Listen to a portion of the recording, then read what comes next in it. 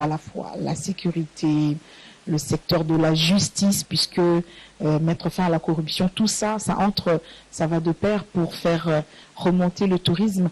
Mais vous-même déjà, depuis une année, comment vous vous sentez aujourd'hui après ces 12 mois derniers que vous venez de passer à la tête du ministère? Encore beaucoup de responsabilités?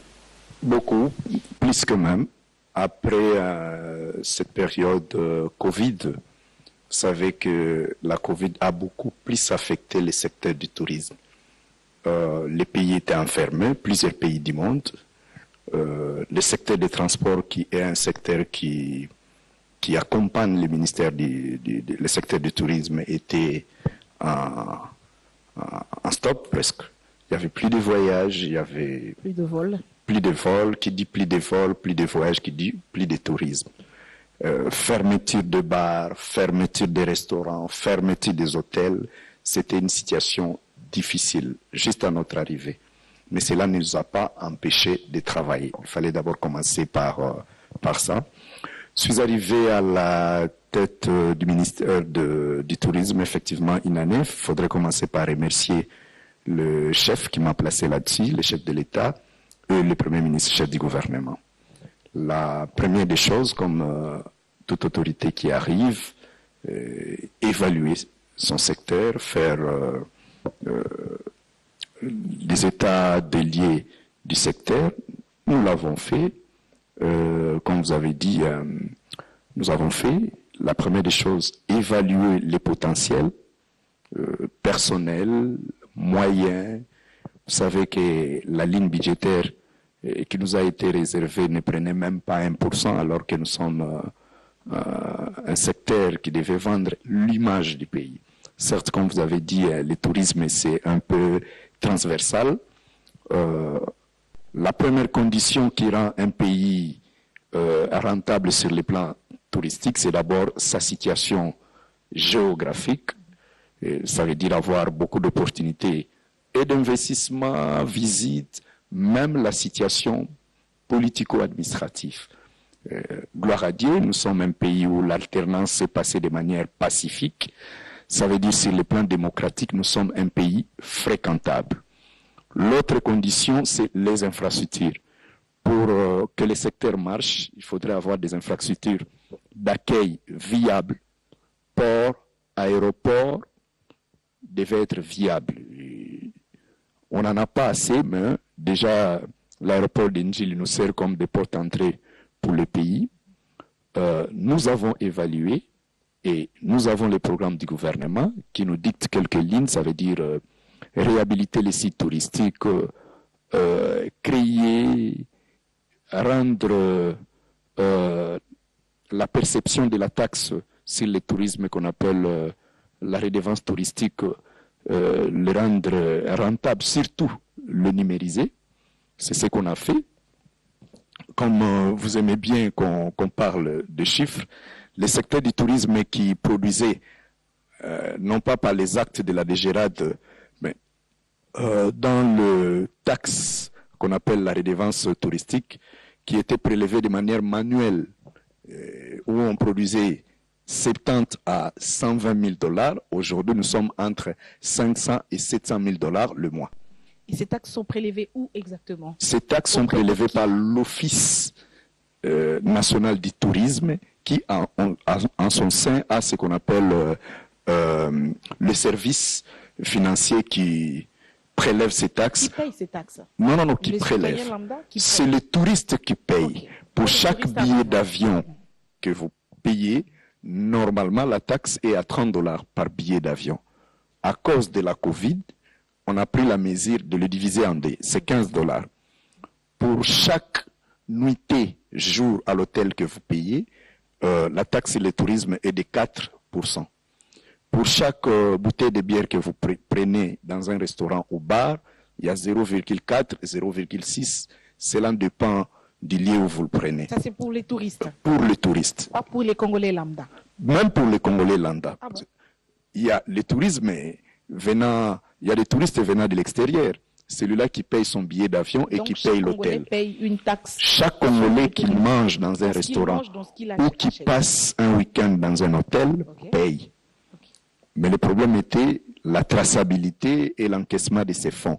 C'est ce que nous, on a fait. On a numérisé un suivi. Ça se fait de manière électronique. On a recruté ou on a trouvé déjà le processus de recrutement et un début de collaboration qu'on a renforcé avec un partenaire qui s'appelle ICOM.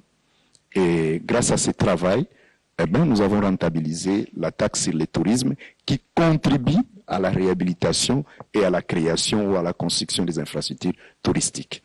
Contribuer, vous avez dit, qui à la contribue. construction et à la réhabilitation. Effectivement. Vous en avez réhabilité combien? Vous en avez construit combien? C'est comme maintenant ce que nous sommes en train de faire aux eaux de Kinshasa, la sécurisation, rien que l'ensemble de la construction de murs et des cages des animaux au sein des eaux de Kinshasa, c'est des travaux qui vont nous coûter entre 700 et 800 000 $.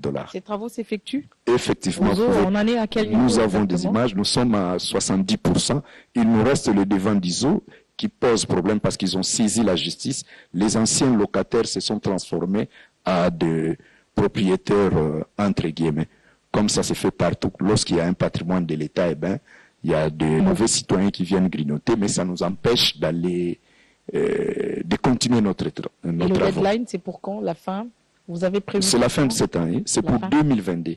On a commencé en 2021 et ça nous prend 2 ans. Pourquoi? Il faut tout réhabiliter. Ça veut dire le cage actuel des animaux ne sont plus conformes au règlement de conservation de la nature. Il n'y a pas d'animaux là-bas? Il y a des animaux, vous trouverez, nous avons, nos caïmans sont toujours là-bas, différents types de singes sont là-bas, il y a des bifles. Nous-mêmes, on a acheté des bifles qu'on va mettre là-dessus. On a comment on s'appelle, les ânes. Alors ça, c'est un premier site.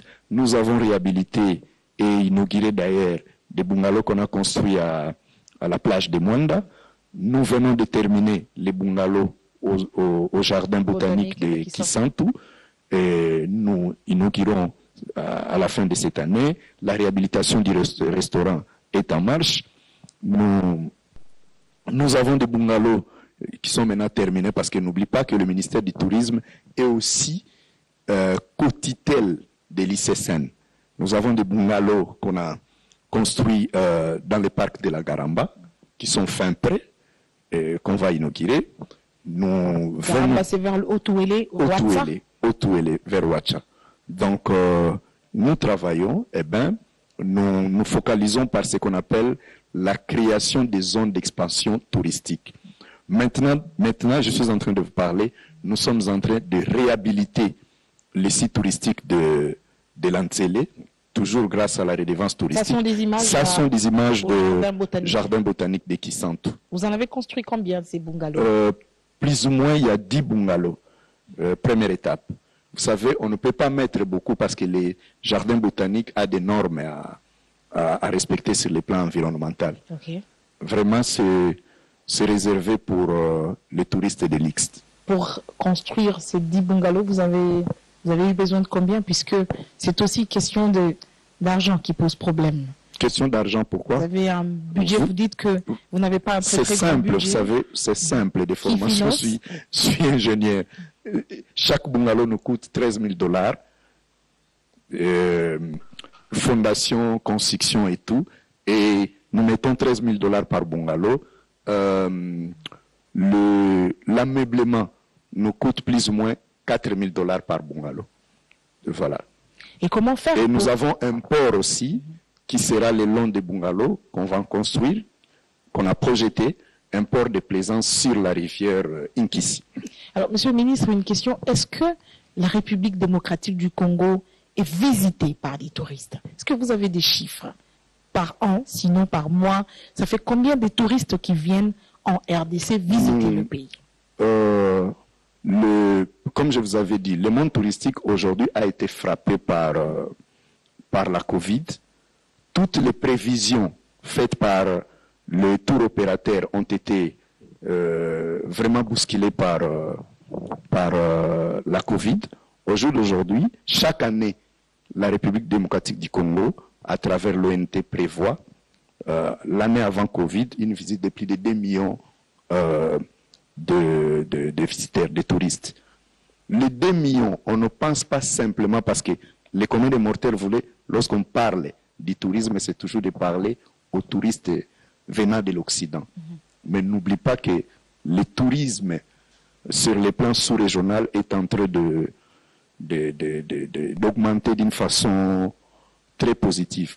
Des échanges entre... qui viennent effectivement, il suffit de voir dans ton entourage le nombre de Congolaises et Congolais qui vont par exemple en Tanzanie, à l'île des Zanzibar, vice-versa. Il suffit de voir tous les jours les gens du Kenya ou de la Tanzanie qui viennent visiter nos parcs Virunga et Kaouzi-Biega, sans compter de l'autre côté où nous travaillons, le parc de Upemba dans les Katanga. Et je vous pose cette question puisque vous savez qu'il y a cette célèbre mauvaise phrase, malheureusement, je suis obligée de le dire, même si je suis congolaise et que je ne la cautionne pas. Vous êtes ministre du Tourisme. Quand on dit du tourisme, pardon, la RDC, capitale mondiale du viol, et ce qui fait que la plupart des touristes ne veulent pas venir ici du fait de l'insécurité dans l'est du pays, ce qui fait que pour certains, c'est une zone rouge dangereuse. Et donc, il ne faut pas y aller. Est-ce que ça frappe l'image de la RDC? Comme nous sommes dans une émission de redevabilité, vous savez, cette phrase ne vient pas d'un Congolais. Non. Certes, le pays a vécu des affres dans cette matière. La partie est du pays, le viol a été utilisé comme arme contre nos mamans et contre nos sœurs. Mais sur le plan touristique ou de la fréquentation du pays, il fallait aller là où on parle de visibilité du pays. Arrivé au ministère du Tourisme, nous avons fait ce qu'on appelle, nous avons régularisé les cotisations du pays au niveau de l'Organisation mondiale du tourisme, où nous étions en retard de plus ou moins une année, 4 mois. Nous avons régularisé, grâce à la taxe sur le tourisme, la RDC a repris parole. Nous ne sommes pas limités au niveau de régulariser les cotisations. Nous sommes allés challenger. Ça veut dire nous avons postulé au bureau Afrique de l'OMT, où nous avons été élus comme vice-président. Le Congo est le 2e pays au niveau de l'Organisation mondiale du tourisme. Le mandat dont je porte comme vice-président OMT, zone Afrique. Et de là, nous avons démontré que la partie où se trouve la guerre, où se passent ces violences, représente moins de 10% de l'espace congolais qu'on peut visiter, sans minimiser les actes de guerre ou les violences commises par ces groupes armés. Mais la Colombie a fait 50 ans en résistant contre des guérillas. Cela n'a pas rendu la Colombie infréquentable. Donc il fallait porter ce discours en haut lieu. Il fallait porter ce discours au niveau international pour dire nous sommes un pays fréquentable. Celui qui visite le lac Mukamba est loin de savoir ce qui se passe au niveau de l'Ituri et en sécurité par rapport à celui qui est à Beni. Donc comme je vous dis, la guerre qu'on a fait à notre pays ne s'est pas limitée à une guerre des armes. C'est aussi une guerre de communication. Nos ennemis ont voulu rendre le pays ingouvernable par des attaques, infréquentable par une guerre médiatique sans avoir dit, en utilisant d'autres Congolais bien sûr. Est-ce aujourd'hui les Congolais étaient fréquentables? Non. Sommes-nous toujours ces pays de viol? Il y a eu amélioration. Sinon, nous ne serons pas fréquentables comme je vous ai dit. Nos prévisions étaient d'avoir plus de 2 millions de touristes. Ça a été bousculé par la Covid, mais aujourd'hui, j'ai les statistiques du parc de Virunga qui nous a fait plus ou moins 5000 visiteurs l'année passée, ce qui est extraordinaire. Voir la manière dont les jeunes de Goma, de Bukavu ou de l'autre côté des Gisenyi qui viennent visiter l'île de Tchegera, ça veut dire le tourisme de ce côté-là marche. Pourquoi je parle souvent de parcs, de plages, tout et tout, parce que le Congo ne présente pas au monde comme produit touristique, bâtiments et autres infrastructures. Le Congo, c'est un pays extraordinaire sur le plan de l'écotourisme. Donc, notre produit aujourd'hui est un produit vendable post-Covid. Parce que tout le monde veut prendre de l'air dans la nature, tout le monde veut aller vers d'autres produits touristiques déjà fréquentés. Quels sont les sites touristiques en République démocratique du Congo? Vous êtes par exemple en train de vendre la RDC. C'est quoi la destination? Dans quelle province? Quels sont ces sites? Si on vous demandait de nous présenter les sites de la RDC, où l'on peut y aller si un touriste vous suivez? Je vous dis que le Congo a presque tout sur le plan touristique de l'écotourisme.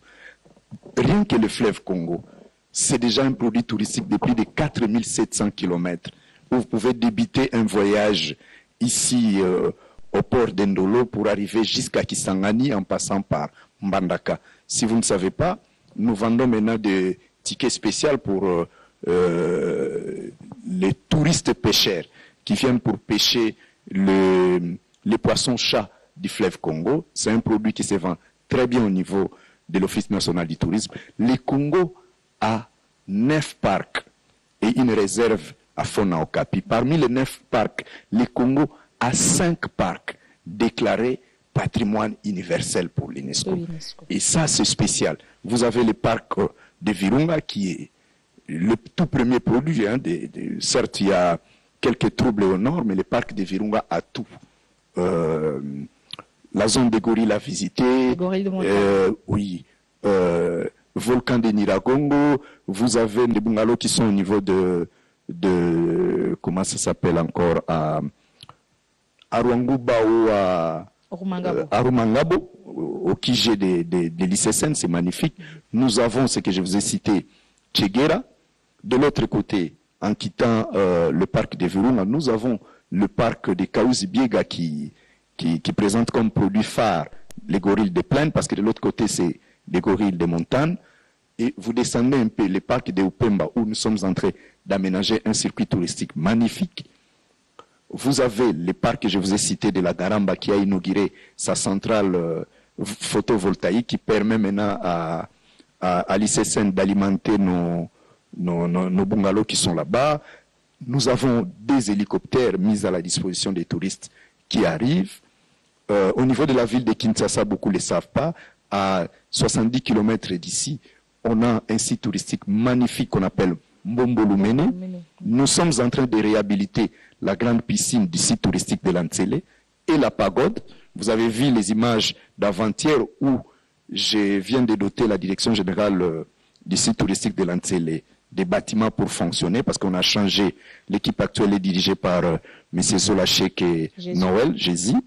On attend à ces comités jusqu'au mois de septembre de donner aux Quinois un nouveau site touristique fréquentable comme dans les années qu'on appelait Ntselefolis.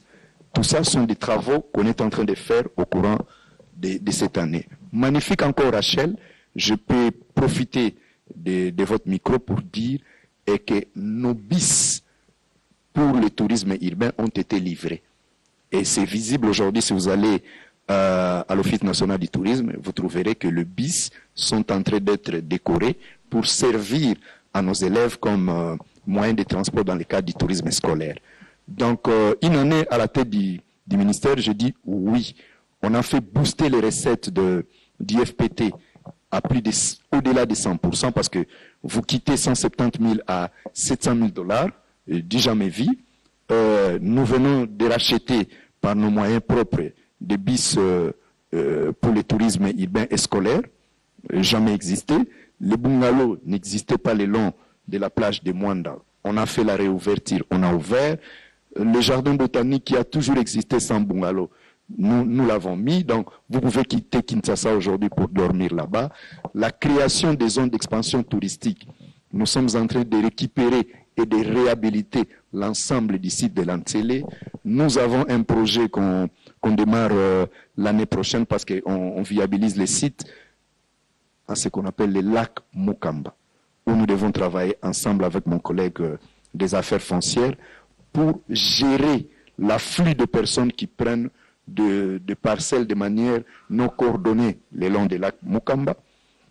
Du côté est, je vous ai parlé la réouverture prochaine des bungalows qui ont été fermés au niveau de Virunga. Donc je pense que je suis en train de faire mon travail par rapport aux assignations du gouvernement à la tête du ministère. Et nous sommes cette fois-ci présents dans toutes les manifestations sur le plan international. Tous les salons touristiques d'investissement pour aller vendre l'image de la RDC est présente. Le tout récent, nous avons été à Indaba Tourisme à Durban, en Afrique du Sud. La guerre des journalistes, vous savez comment on m'a fait la guerre, parce que maintenant pour trier un groupe de presse pour vous accompagner, ça devient une guerre totale. On va en parler dans une autre émission. Nous sortons de là, nous venons de représenter la RDC au festival de musique urbaine d'Anoumabo en Côte d'Ivoire, où on a présenté la RDC. On avait un pavillon qui présentait les opportunités d'investissement dans le secteur touristique, parce qu'il y avait tout un salon pour ça. À Madrid, nous allons chaque fois, futur, dans la foire internationale sur les investissements touristiques, et nous sommes toujours présents au niveau de l'OMT, Office mondial, l'Organisation mondiale du tourisme. C'est ce qui empêche aujourd'hui et que les gens parlent de la RDC comme capitale du viol, parce que nous sommes présents. Vous voulez parler du viol, je suis capable de vous donner les statistiques si vous m'opposez à d'autres statistiques, parce que comme membre du gouvernement, je suis là. Vous n'allez pas me dire qu'il y a eu nombre de viols.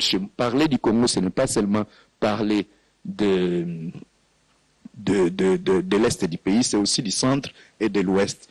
Et là, il faut vous-même, vous allez vous parler de ce que les gouvernements, ce que la justice du pays fait. Sans oublier, et que lorsque nous sortons, nous évoquons aussi la guerre sur le plan de la corruption que mène notre gouvernement, qui gangrenait différentes administrations de notre pays. C'est aussi ça. Dire qu'au Congo, il y a une inspection de finances qui travaille, il y a un gouvernement qui collabore avec des structures de lutte contre la corruption, tout ça pour donner des garanties aux investisseurs.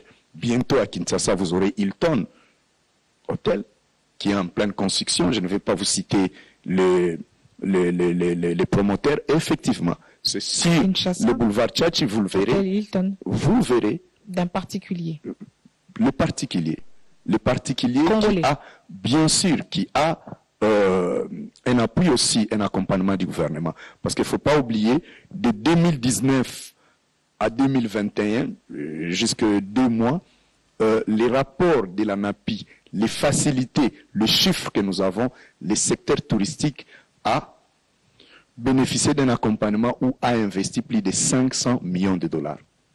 Je ne peux pas aujourd'hui citer toute la liste. Je vous dirais par exemple, l'hôtel Serena de Goma aussi a bénéficié d'un accompagnement du gouvernement à travers sa structure, le FPI, qui accompagne l'industrie touristique.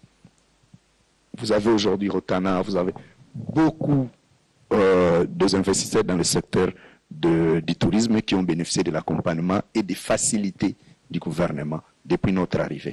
Vous avez parlé des parcs nationaux de la République démocratique du Congo. Nous en avons 9. Je vous ai cité 3. Virunga, Kaouzi-Biega, Upemba, Garamba d'ailleurs 4. Je vais même oublié de vous dire, grâce à notre arrivée au gouvernement, le travail fait avec nos techniciens, ICCN et autres partenaires, nous venons de sortir les parcs de la Salonga de la liste de patrimoine en danger. Aujourd'hui, nous sommes éligibles, grâce à ces parcs, pour des investissements venant de nos partenaires, des WWF et autres. Donc, cela présente encore une autre opportunité et une autre destination touristique qui donne un peu de... Est-ce que c'est encore un avantage quand un parc, par exemple, comme le parc national de Virunga, n'est pas géré par la RDC? Le parc national de Virunga est géré par la RDC. Sauf le parc, nous avons trouvé un contrat de concession de 25 ans avec un partenaire qu'on appelle la Fondation Virunga. C'est avantageux de l'autre côté lorsque le gouvernement passé n'avait pas prévu des investissements dans le parc. Et que ce partenaire est arrivé, a investi, ensemble bien sûr avec le gouvernement sortant, mais nous sommes en train de voir, je n'aimerais pas donner directement ce qu'on a eu comme entretien avec les patrons de Virunga Foundation. Aujourd'hui, c'est au gouvernement de donner la ligne de conduite à suivre. Je vous donnerai l'exemple. Je me suis opposé de la fermeture unilatérale des bungalows dans le parc de Virunga. Le Parlement m'a signifié qu'on ne voudrait plus avoir des expatriés comme directeurs provinciaux dans nos différents parcs. Mais comme chef de projet, parce qu'il y a des projets dans le parc, oui. Ça, c'est un travail qui sera fait par nos administratifs, ça veut dire la direction générale de l'ICSN. Mais le partenariat en soi n'est pas mauvais. Aujourd'hui, le parc est un patrimoine universel. Donc, chaque partenaire épris d'amour de la nature et de la conservation peut travailler en collaboration avec le gouvernement congolais. Toujours dans le Virunga, vous savez que c'est un parc qui est aujourd'hui menacé par des attaques des groupes armés, mais également de la population avoisinante qui vient pour désherber, pour couper le bois, etc. Quel est le plaidoyer que vous menez aujourd'hui pour protéger ce patrimoine? Il y a une politique mise en place entre partenaires extérieurs, gouvernement congolais via ICSN et communautés locales. Je vous dirais par exemple pour réduire la pression sur la flore du parc, il y a tout un programme d'électrification rurale qui est fait par la Fondation Virunga. Je vous parlerai de 3 centrales en fonction là-dedans. Moi-même, j'ai visité la centrale de Lubero, précisément dans les hauts montagnes de la centrale de Luviro, qui produit 14 mégawatts. L'électricité qu'on cherche à Kinshasa, dont les villages ne représentent qu'une charge de 2 mégawatts. Ni été la guerre nous imposée par les M23, on devait lancer la construction de la centrale de Rwanguba, qui va encore réduire la recherche du bois dans le parc. Ces centrales fournissent à 70% l'électricité demandée par la ville de Goma.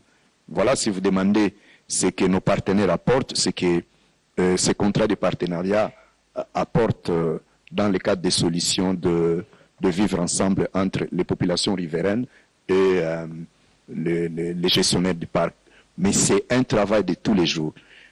Ça ne se passe pas simplement ou uniquement au niveau du parc de Virunga. Le même travail est fait au niveau du parc de la Garamba, le vivre ensemble entre la communauté de Pygmées et les gardes-parcs. Ce même travail aussi s'est fait au niveau de la Garamba.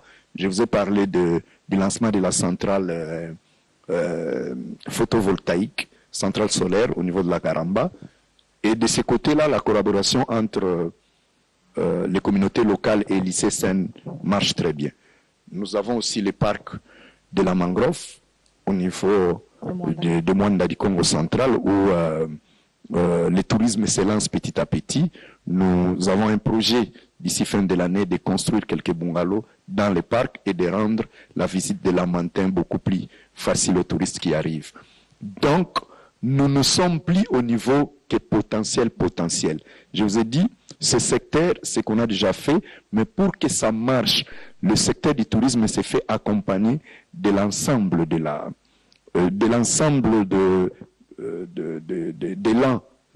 construction d'un pays. Pour parler du tourisme, d'une destination, il faut avoir, je vous ai dit, un aéroport, un port où doit atterrir.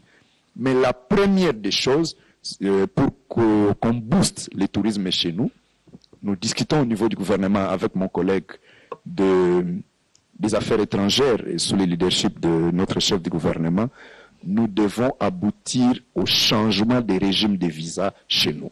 Et même au prix des visas. On ne peut pas nous fréquenter en gardant, alors que l'ensemble de nos voisins et d'autres pays ont modifié la réglementation en matière de visa. Aujourd'hui, une personne qui est à l'extérieur du Congo doit fournir l'identité de la personne qui l'accueille au Congo. Le dossier doit passer par la sécurité, alors que tous nos voisins, les visas se donnent maintenant directement à l'aéroport. C'est un travail à faire ensemble avec le secteur de la sécurité et des affaires étrangères. Mais le Congo, c'est un pays fréquentable, je vous le répète. Le Congo, c'est une des meilleures destinations du monde. Est-ce que le secteur privé du monde, du secteur du tourisme, ne vous met pas un peu contre mur? Jamais. Gouvernement. Les secteurs privés contribuent. Ni était ce secteur, on ne parlera pas du tourisme au Congo.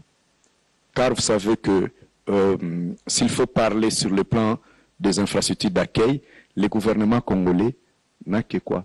L'hôtel, le grand hôtel de Kinshasa, celui de Lubumbashi, de Goma, ça a été une partie spoliée. L'hôtel Maindombe pillé, abandonné. Malheureusement, à notre arrivée, nous avons trouvé ces bijoux de Kinshasa, le grand hôtel, a été morcelé, alors que le Congo était déjà en difficulté en matière de capacité d'accueil. Donc, de ce côté-là, comme je vous ai dit, les secteurs privés nous apportent beaucoup. Et nous présentons chaque fois des opportunités d'investissement dans le secteur touristique et les moyens de les accompagner. Le contraire de ce que vous avez dit, moi, j'encourage les Congolais à investir dans le secteur touristique parce que nous sommes un pays potentiellement très riche avec divers produits à présenter aux touristes. On en est où avec le projet partenariat privé-gouvernement et le parc de la vallée de l'Antélé? Le parc de la vallée de l'Antélé, aujourd'hui, vous savez, c'est un bien privé. À mon niveau, sur le plan touristique, je leur ai demandé d'abord de régulariser leurs documents au niveau du secrétariat général avant d'entamer un accompagnement de manière beaucoup plus large. Mais au jour d'aujourd'hui, sur le plan de la coopération technique avec l'ICCN, ils sont là. Leurs gardes-parcs sont formés et encadrés par la direction technique de l'ICCN. Merci beaucoup, Monsieur le Ministre. Alors, puisque cette émission est aussi en partie présentée en lingala, je vais devoir terminer les 10 dernières minutes qui restent. Je vais ajouter. J'ai failli ne pas répondre à la question dont vous m'avez posée sur l'apport du tourisme.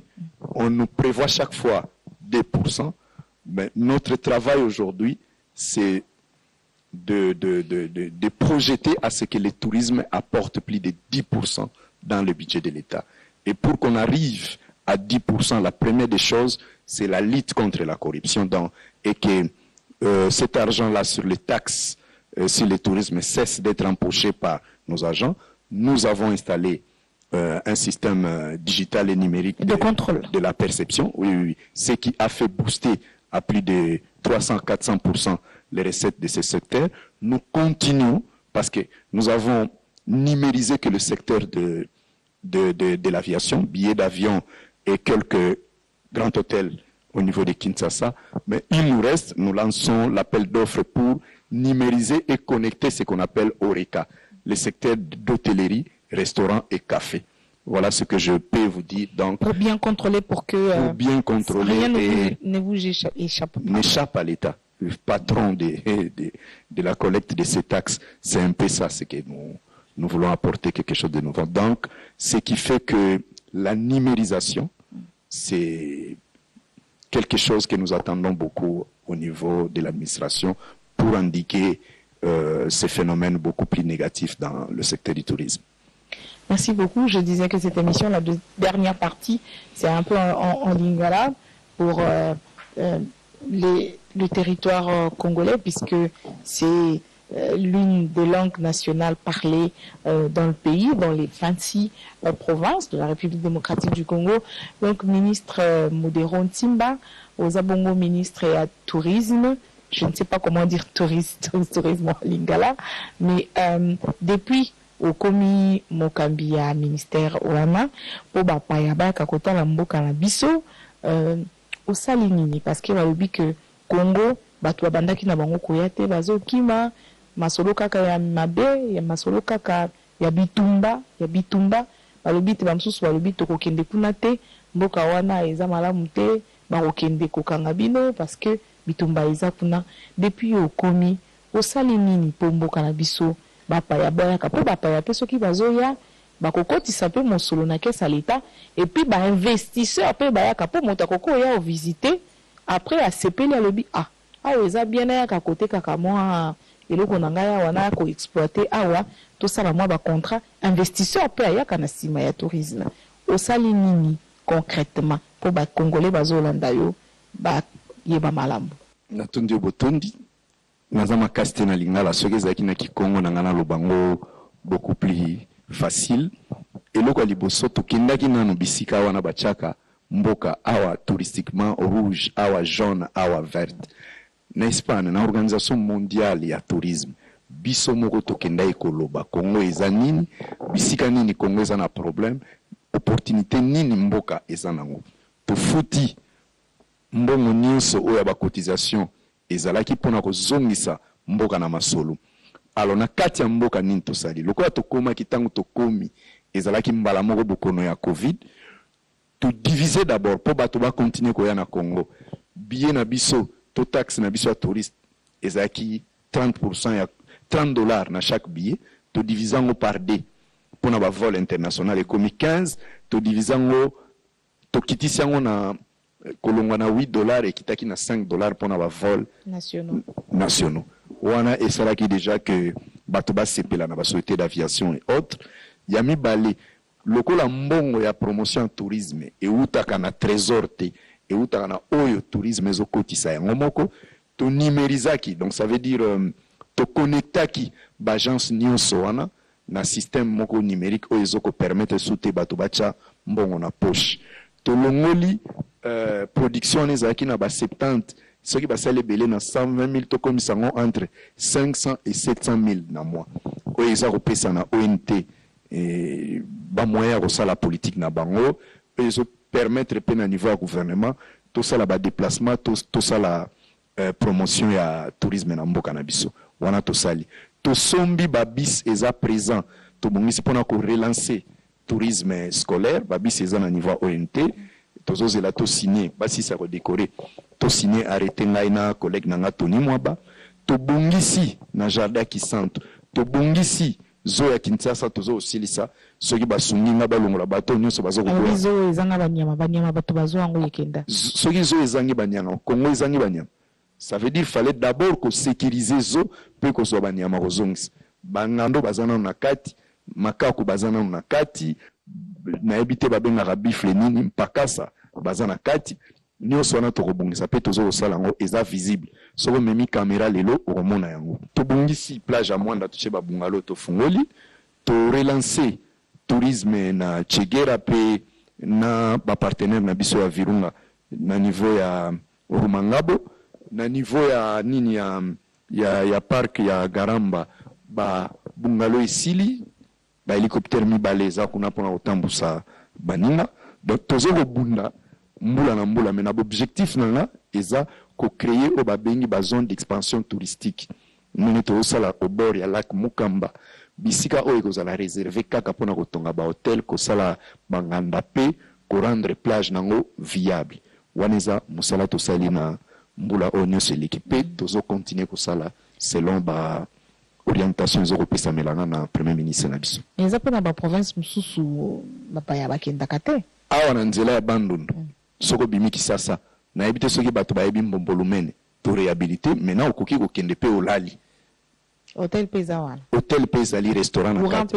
okiti mai ndombe omati na plateau wana à 40 km à droite soko luki na internet beta kaka réserve de Mbombolumene omona ba conditions nyonso eza na kati wana tosali ensemble si touristique en télé to bandi banda semaine au piscine bandaki avant-hier ba bureau to bongisi soko zoleka 24 omona en face à station to sombeli bango biloko nyonso na ba bureau ba banda musala po na mois de septembre tant to fetaka fête à tourisme to inaugurer Téléfolis ndengezaki na kala. Mais est-ce que wana ozobongisa monsieur le ministre mapaya pe bayaka na mboka Mais bapaya bayaka. Et yambaka bapaya pa. Mais ceux qui bapaya bayaka te. Bamboka mususu, c'est-à-dire que au komina aéroport otali, ozomi tuna me bato bazo kota boye, bayaka mikolo nyonso pe bayambaka bango malamu.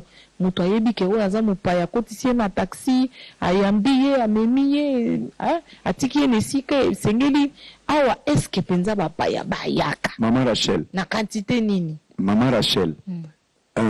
Soki beaucoup na Covid ezalaka te tout cela qui prévision à 2 millions de touristes panabiso.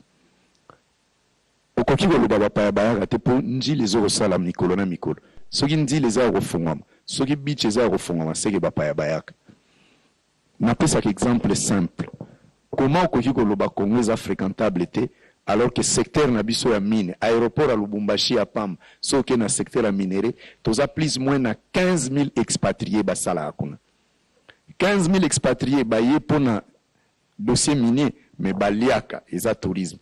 Batambolaka pozwa avion kolonga okende nini capitale mondiale ya cobalt wapi et pas mama na Lualaba et pas masuka kuna. Ezali tourisme. Okoki kosala eloko moko te na vie sans que aspect touristique ezala.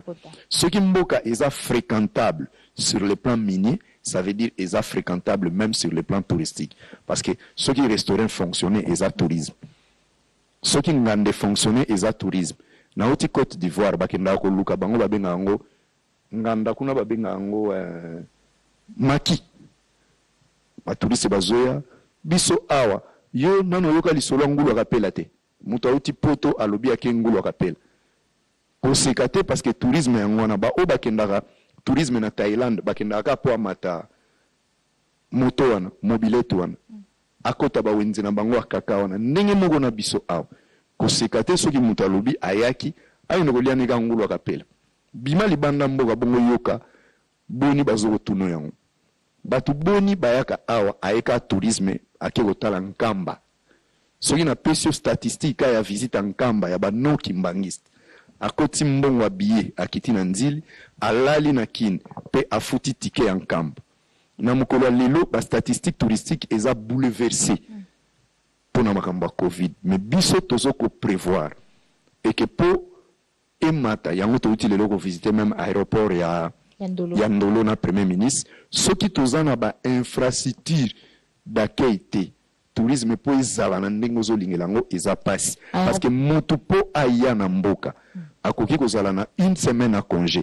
na une semaine à bina visiter Kananga Lubumbashi Boma Mwanda il faut kuta ensemble ya circuit wana ezo fonctionner donc aéroport wana ya Ndolo bouti kota les na cadre ya koyamba pa pe ya misala ya réhabilitation oyo société Forest je pense c'est ça. Alors sikoyo nde wana baye bolobi bozo sala misala na Kinshasa bozo bonza jardin botanique pardon bozo bongisa parc ya Ntelekula bozo sala mwa ba misala ebele est-ce que boza na ba makoki nyonso o esengeli po misala wana sila na makoki to ba misolo est-ce que boza na misolo ya kokoka na oti ko betela yo makambo misolo secteur ya tourisme etambola kaka te na bokasi ya mundele mboka to ya l'État etambola pe na accompagnement ya secteur privé na lobelo kalamine te tokozwa Hilton Hotel A tourisme eza aussi kota la capacité d'accueil et de logement soko moni na Kinshasa pourquoi tozoko encourager investissement privé parce que capacité d'accueil na biso eza moke par rapport à nombre à bato soko zui ville lokola ya plus ezokende dans 20 millions d'habitants na nombre ya ba hôtel tozanango eza na se yango moni tozoko pousa bato mingi bakende na napi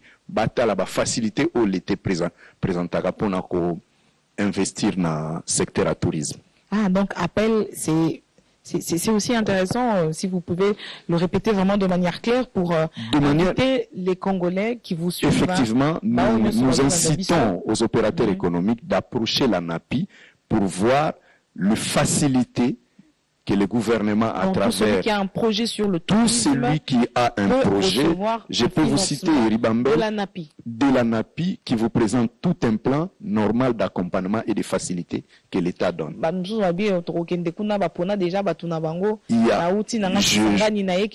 je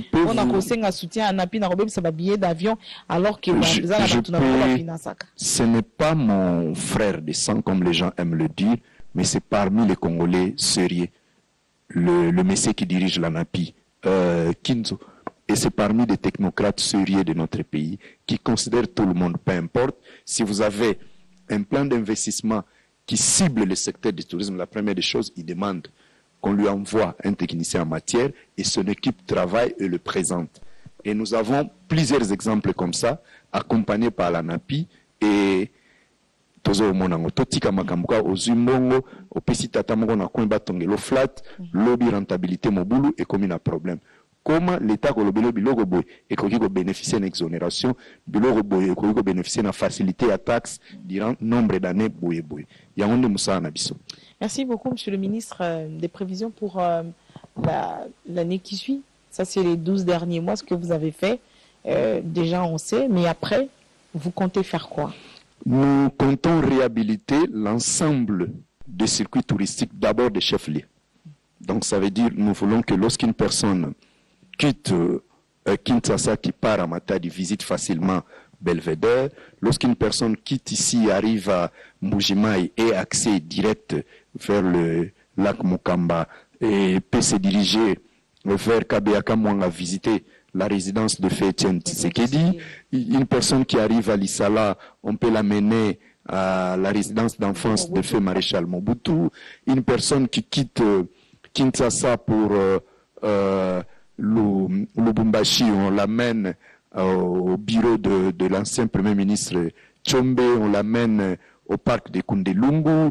Il peut arriver à Bunkea, facilement visiter les tombes des rois à Bunkea. Le parc de Kundelungu est toujours un parc national? Le parc de Kundelungu appartient au gouvernement congolais, à ne pas confondre avec la ferme de Kundelungu. Beaucoup confondent. Donc, vous quittez Kundelungu, comme je vous ai dit, vous arrivez à Kassongo, vous visitez les marchés des esclaves, c'est aussi un site touristique que nous réhabilitons ensemble avec une association des avocats du coin, à Kassongo, là où se vendaient les esclaves, sans oublier, je vous ai pas parlé de la réhabilitation prochaine du marché des esclaves de Sianfoum, ensemble avec l'UNESCO. Nous préparons pour l'année 2023 avec le Ghana, le Sénégal, tous les pays de la côte atlantique, une réunion et un lancement des sites touristiques panafricains où on a vendu nos frères, nos aïeux comme esclaves. C'est un projet soutenu par le PNID. Donc, nous travaillons, mais j'aimerais vous dire que le secteur du tourisme est bénéficiaire de l'ensemble des secteurs, en commençant par l'homme. Il faut dire aussi que l'homme congolais, c'est un produit touristique et puis c'est un agent marketing de son pays. Nous poussons nos concitoyens à cesser de dire le mal du pays, à critiquer l'homme politique, mais à dire du bien pour son pays. Changement de narratif. Oui, c'est d'abord ça. On peut critiquer Modéron Timbakon, ministre du Tourisme, mais ça ne vous donne pas l'opportunité de dire des bêtises sur son pays, alors que vous êtes d'abord un agent marketeur pour son propre pays. Merci beaucoup, Monsieur le ministre, d'être passé à ce numéro de redevabilité, nous dire ce que vous avez fait au ministère du Tourisme. On a terminé. En 10 secondes, vous avez autre chose à dire? Non? Aimons notre pays, comme je vous dis. Ce qui nous manque aujourd'hui, c'est l'amour du pays. Tu as évoqué aujourd'hui, les gens ont beaucoup critiqué les pays en termes de gouvernance. Beaucoup de choses changent, mais beaucoup de citoyens ne veulent pas accompagner cet élan-là. Ce changement-là. Ce changement-là, ce n'est pas accompagner le président Félix Tshisekedi, moins encore le Premier ministre, mais c'est accompagner son pays. Parce qu'on est soi-même d'abord, comme je vous ai dit, marketeur pour son pays. Aimons le pays que le bon Dieu nous a donné. Ce pays qui a un accès à l'océan, ce pays qui a tout. Mais ce pays a besoin de l'amour de son peuple. Parce qu'un gouvernement, c'est un mandat. Et aujourd'hui, les règles démocratiques montrent et approuvent qu'au Congo, l'alternance démocratique est juste.